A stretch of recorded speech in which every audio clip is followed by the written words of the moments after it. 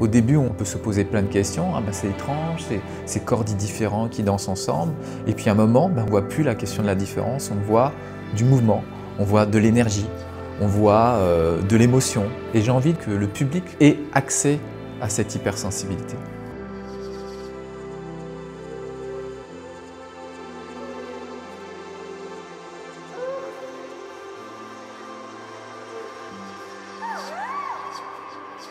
L'âge d'or est une référence à une mythologie romane où les hommes, les dieux vivaient en harmonie et où la nature était en abondance. On essaie de créer un autre âge d'or où les différences, les singularités deviennent la norme. Ce que je trouve intéressant, c'est toute la partie expérimentale avec les enfants et comment eux, ils vont pouvoir se transposer dans le corps finalement d'un danseur et tout l'imaginaire et la poésie que ça peut évoquer. Ça me permet, ce projet-là, d'avancer sur les deux choses qui me touchent, c'est-à-dire le pouvoir du cinéma. Ces enfants deviennent des héros, des héroïnes, des demi-dieux, des demi-déesses. Et après, la pratique de la danse, de la performance, eh ben, ça permet de voir juste sans rien, sans musique, la qualité des relations entre les corps, en fait. Des corps si différents, entre danseurs dits corps virtuoses et des corps dits empêchés. Qu'est-ce qui se passe? Qu'est-ce qui se crée? Qu'est-ce qui se transmet? L'âge d'or, ça a commencé en 2015 ou 2016 pour Eric, où via le Festival de Marseille, il a été associé avec les enfants du centre de Saint-Is pour créer des ateliers de danse. Il y avait les danseurs du ballet junior, les BNM Next, les danseurs de ma propre compagnie, Aloun, Sylvia, les enfants du centre Saint-Is, qui ont entre 7 à 17 ans. Et puis il y a le centre lui-même, les accompagnateurs et les accompagnatrices. Ça va être une grande équipe qui va mobiliser plein de personnes, mais ça va bousculer tout le monde.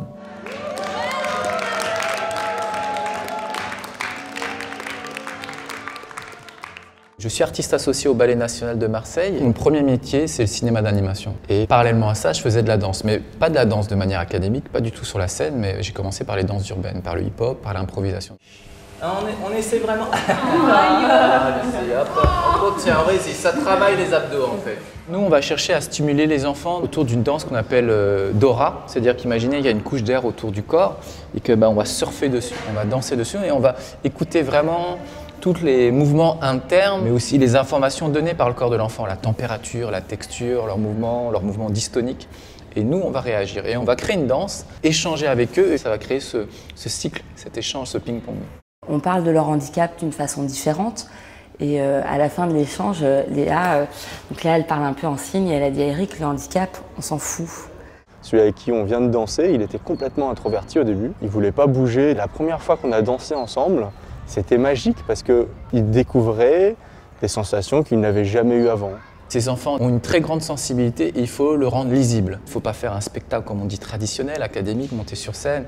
Effectivement, c'est là qu'on se branche sur l'aspect du cinéma aussi expérimental, où on va être vraiment une caméra qui va aller chercher les relations entre les corps et non plus seulement dans un rapport narratif ou psychologique.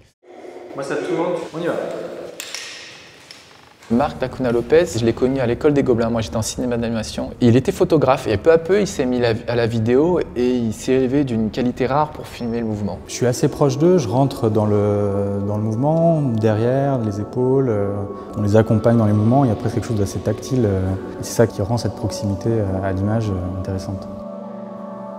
Pour moi, c'est comme dit Merce Cunningham, c'est un protagoniste. Vraiment, il est avec son renard et il suit et il est un danseur à l'intérieur de la chorégraphie. On a fait une expérience dans laquelle on met une caméra sur une danseuse et les enfants, par des casques virtuels, voient ce que voit la danseuse. C'est une sorte de stimulation visuelle et cognitive de l'enfant qui se retrouve dans un corps mobile. Moteur demandé, ça tourne. On a développé un logiciel avec Alexandre Bouvier qui permet de capter les couleurs des enfants pour avoir un résultat original, que ce soit au niveau de la fabrication, du rendu, même artistique. C'est un rendu qui n'est pas du tout habituel. Alex, il a créé la caméra en fait, la caméra de motion capture. Il a axé une caméra de jeu vidéo, une Kinect 2 et un capteur vidéo de cinéma. Et ça permet de fusionner à la fois la qualité d'une image cinéma à une enveloppe 3D. On a vraiment un espèce de dispositif un peu autonome, embarqué quoi. Il y a donc tout l'ordinateur en fait dans le dos, dans une forme de sac à dos, voilà, qui est porté par le caméraman, avec la possibilité de voir directement au moment du shooting, de voir l'image, les nuages de points avec la couleur en temps réel.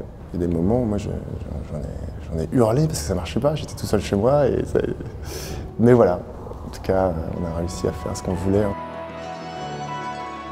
Cet univers pictural, cet univers coloré qu'on essaie de créer par les effets spéciaux, c'est vraiment une extrapolation des sensations des enfants.